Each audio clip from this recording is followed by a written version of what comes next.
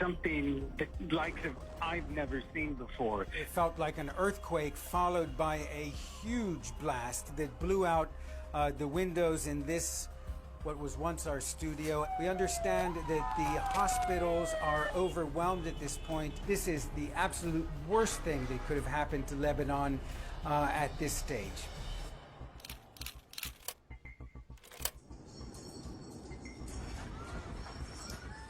The reporter for the Los Angeles Times here in Beirut had tweeted a picture of a fire in the port itself, and just about 15 minutes later, after he tweeted that picture, that video, there was a massive explosion. I mean, something the likes of I've never seen before.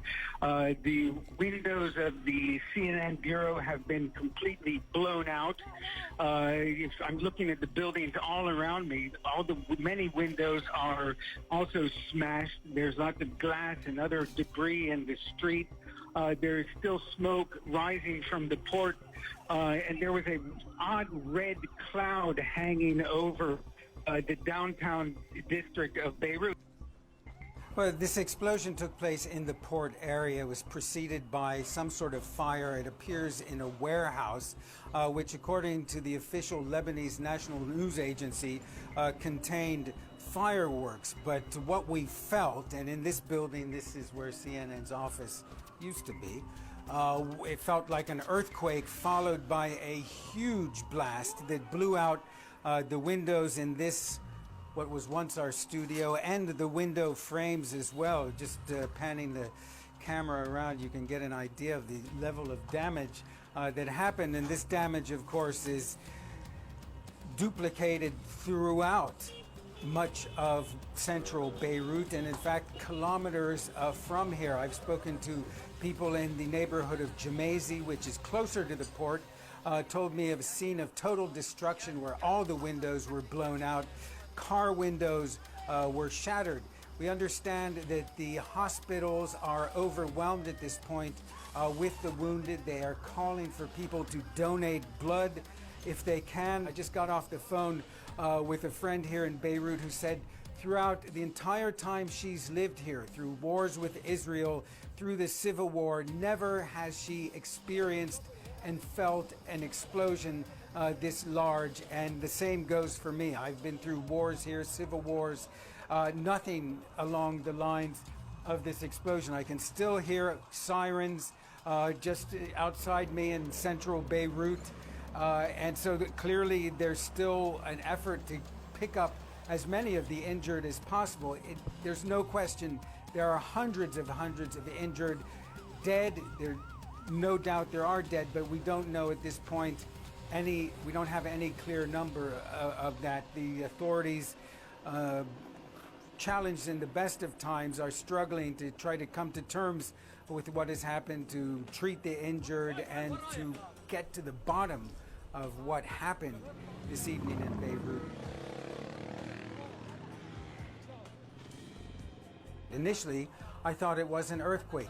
Beirut has had earthquakes in the past. I thought that's what it was, but of course it was followed by this massive explosion which blew out the windows in this room, the windows next to us, our front glass doors, our neighbors. Every building in this area has lost its windows, the frames blown out, and this is an area not adjacent to the port. It's well over a kilometer away from here to get there, but it has caused just massive damage in a city that has seen troubles before, but this is certainly something that has left people in a real state of shock.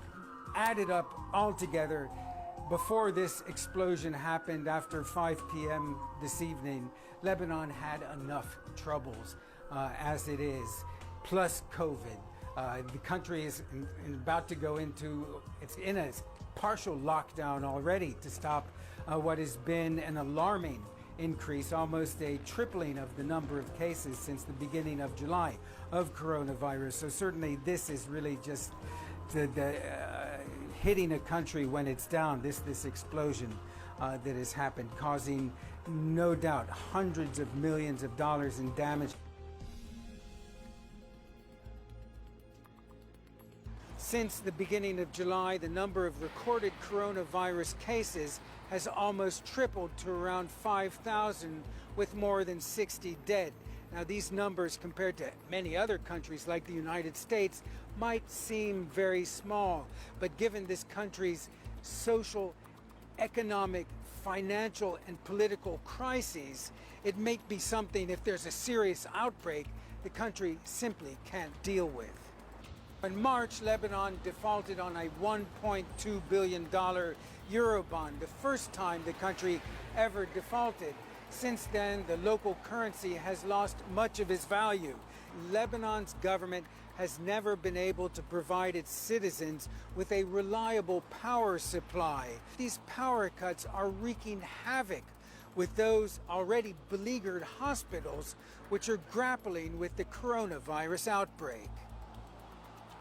The Rafiq al-Hariri University Hospital, a public hospital, is one of the main institutions dealing with COVID-19.